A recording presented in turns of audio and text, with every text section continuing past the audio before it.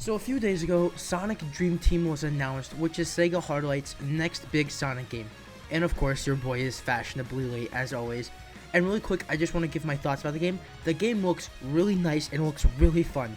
And finally, after 20 years, we're finally getting Cream playable again. I've been waiting on the day that she is no longer trapped with mid-heroes. But that's not what I want to talk about. When the trailer was shown off, there has been one point of discussion that everyone's talking about.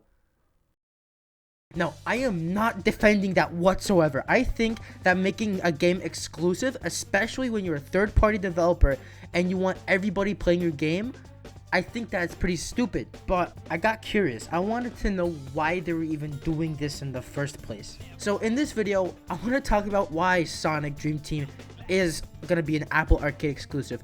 And maybe I won't change your mind. Shit, listen to me. I'm trying to justify it and I think it's stupid. But maybe you can be like, okay, this is stupid, but I get why they did it. So no more funny business. I'm gonna need y'all to peek game and lock in. Cholera, czy to Freddy Fazbear? Alright, so the first and probably the biggest reason why this is gonna be and probably gonna stay an Apple Arcade exclusive is because Apple is paying for basically most of the project. So how Apple Arcade exclusives work is what Apple will do is if they have a game that they really want a company to make, i.e. Sega, for their service, they'll basically commission them to make the game. So Sega is actually putting very little of their own money into this project, and most of it is coming from Apple. Then when the game launches, Apple will be taking a percentage of the subscriptions and the rest go back to the developers. So to Sega, this is a fucking no-brainer. Plus, they've worked with Sega before on Sonic Team Racing or Team Sonic, whatever the fuck, it's Sonic Mid Racing, right? So it's not the first time they've worked together. Hey, Cole, we got the goddamn miniature car here, shout. I don't think you realize how many people own an Apple iPhone, let alone Apple Arcade.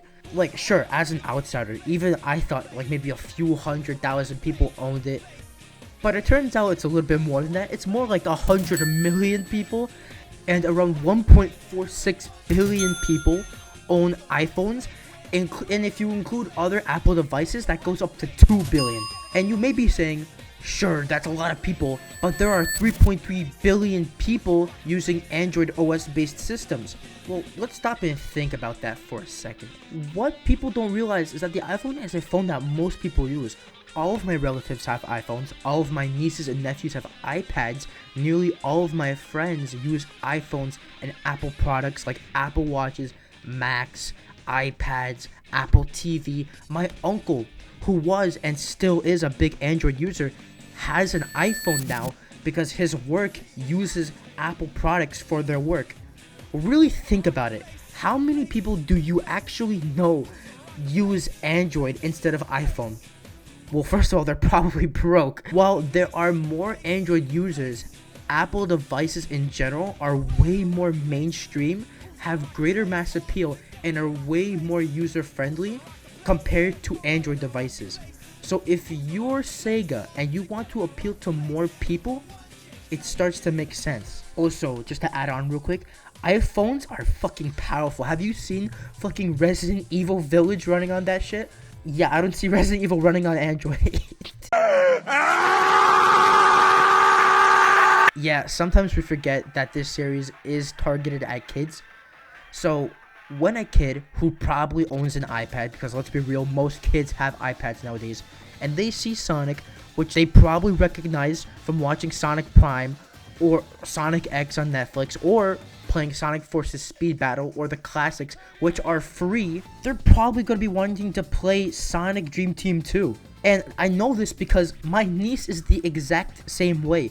She plays Sonic Speed Battle and the classics on her iPad. She watches Prime and Sonic X on Netflix. She's probably going to want to play Sonic Dream Team 2. They're going to want to play the game. And with 100 million people already owning Apple Arcade, this game's going to have a potential to have a crazy massive player base. So yeah, that's basically why this game is coming to Apple Arcade. Let's listen here. This is a really poor decision, because even if 100 million people are playing this game, Sega is still cutting off a lot of people who have Androids, aka nerds, who don't have Apple products. But who knows? Maybe they'll break the exclusivity like what they did with Shantae 5, which was, on Apple Arcade for 9 months. But then later on, it released everywhere else. But hey, it is what it is. I have an iPhone. A bunch of people have iPhone. I'm gonna play it. I'm gonna cover it for y'all. We're gonna have a good time because this game genuinely does look like a lot of fun. It kind of looks like an evolution of the Sonic Frontier Cyberspace stages. I'm really excited to see where this game goes. So that's all I gotta say for today. I know it's a really short one, but I wanted to get this out on Sunday for y'all. So if you guys enjoyed, make sure to subscribe, comment down below. What do you guys think about Sonic Dream Team? Because again, like I said, this looks really like a really fun game. This looks like the high budget game that Zippo was talking about, that Hardlight was making. So damn, bro, they weren't fucking kidding when he wasn't fucking kidding when he said high budget, man. This shit looks actually unreal. But once again, if you guys enjoyed, make sure to like, subscribe, do all that nonsense. And that's really all I gotta say. Just for a video today. I will see y'all in the next one. Bye bye.